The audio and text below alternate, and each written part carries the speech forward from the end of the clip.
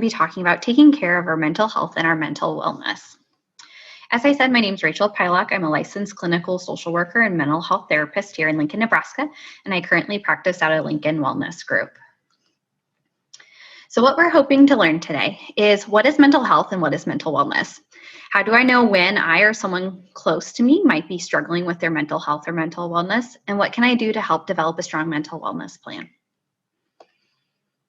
So before we get going, we want to give some definitions to what is mental health and mental wellness. So what is mental health? It's defined as our emotional and psychological and social well-being.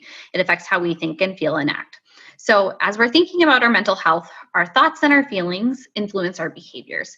So our mental health, if we were to think about it from a physical health aspect, it would be like the bones and the blood make up our body, just like our thoughts and our emotions make up our behavior in our mental health.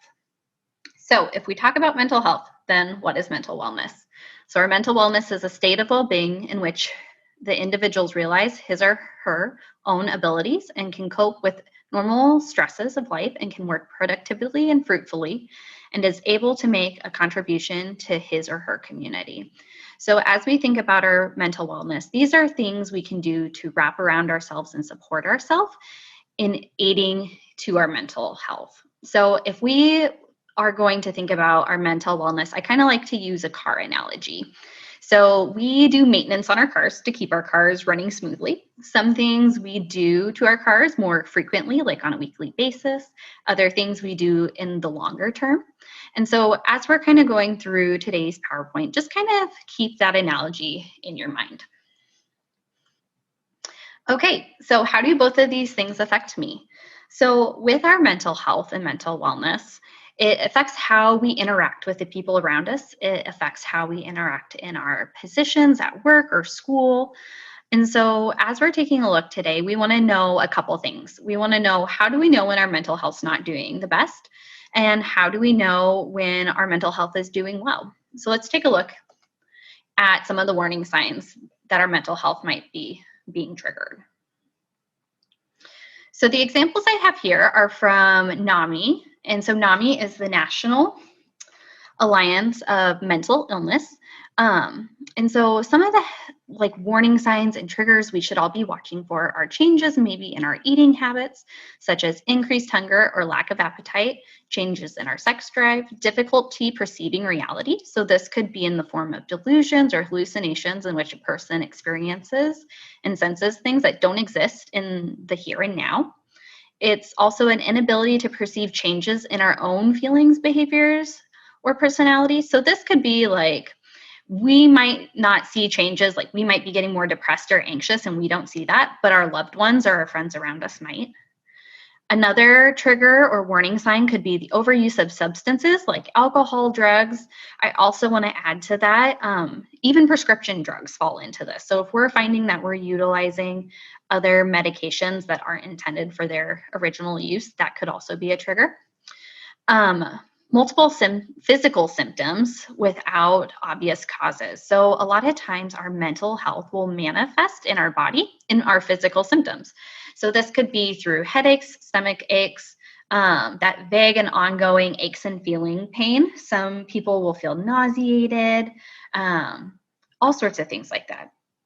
We also might be thinking about suicide. We also might have the inability to even carry out our daily activities or handle daily problems and stress. So if we're noticing that throughout the day, it's difficult waking up in the morning, difficult going to sleep at night, we just don't find joy in the things we used to find joy in, that could also be a warning sign. And the last one is an intense fear of weight gain or concerns with our appearance. So all those things through NAMI is what has been considered kind of like the top signs and symptoms that maybe our mental health isn't doing as well as we would like it to be. So what we want to do is, now we know the signs and we know the triggers, but what can I do and what can I add to my wellness plan to make sure I'm staying healthy? So as we're thinking about our wellness plan and we're thinking about that car analogy we first started talking about, there are things in our wellness plan that we want to do weekly. So things that are going to keep us moving throughout the week. So that might be getting adequate nutrition, getting enough sleep, staying hydrated. Some of those basic things are some of the most biggest foundation blocks within our wellness plan. Now, some of you women out there might be saying, well, I find it really hard to care for myself. I find it really hard to focus on my own wellness because I have a family or I have a partner, I have parents I'm caring for, I have children or I have fur babies at home that take my time, or my job's really demanding, or school is really demanding. And so I want to tell all of you out there who might be having those thoughts, they're completely valid.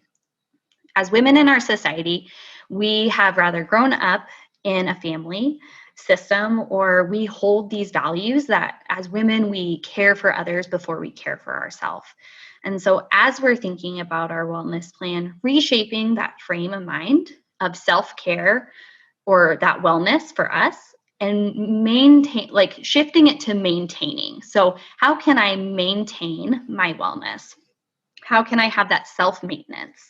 So as we're kind of going back to that car analogy and that maintenance that we are caring for ourselves and maintaining ourselves, so as we keep trucking along, our mental health is going, we can add different things in. So like some of the things I had talked about, those daily things, as we're going along, those foundation blocks, doing the things we enjoy, making sure we're getting adequate nutrition, sleep, hydration are all important. But sometimes we come across those road bumps where we might have some of those mental health triggers we talked about. And so we need to add some additional coping skills in. We could add additional supports. So that might be family, friends, coworkers. It could be setting boundaries. So sometimes instead of adding things to our wellness plan, we need to cut things out that we might be investing a lot of energy and time into that just aren't serving our mental health at this moment in time. Like I said, nutrition, exercise, doing mindfulness is also another activity some people add. Sometimes it means taking medication. Sometimes it means scheduling that appointment with your therapist to get in and say, okay, I'm feeling really triggered right now, or I'm having difficulty with my mental health. I need some extra support. So sometimes it's adding those resources in as well. And so I wanted to provide you all today with some contact numbers, because as we are in the year of 2020, it's definitely been a roller coaster ride for all of us. So for some of us, we might have experienced mental health symptoms for a while. Some of us, this might be new to us where our mental health is being triggered. And so I wanted to provide you guys with some resource numbers that you guys are able to call if you're experiencing mental health symptoms. But I also want to take a moment to encourage you guys, if you're needing extra support or you're needing help in identifying a wellness plan for yourself, to reach out to individuals in your community who can help. And so first steps in making appointments, it could be with your general practitioner. It could be with your doctor talking about mental health. Many doctors' offices here in Lincoln have therapists they refer to. It could be setting up an appointment with a medication provider to get on an antidepressant or an anti-anxiety medication.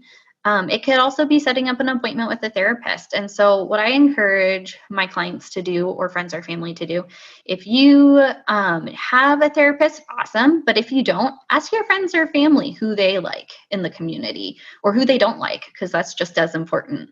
There are also resources in the community here in Lincoln for individuals who are needing additional support at a free or reduced cost. But also if you carry insurance, you can get on Psychology Today and you can search for a therapist there as well. But I just wanted to take a moment to share these numbers with you. And here are the references in which I pulled some of my information from today.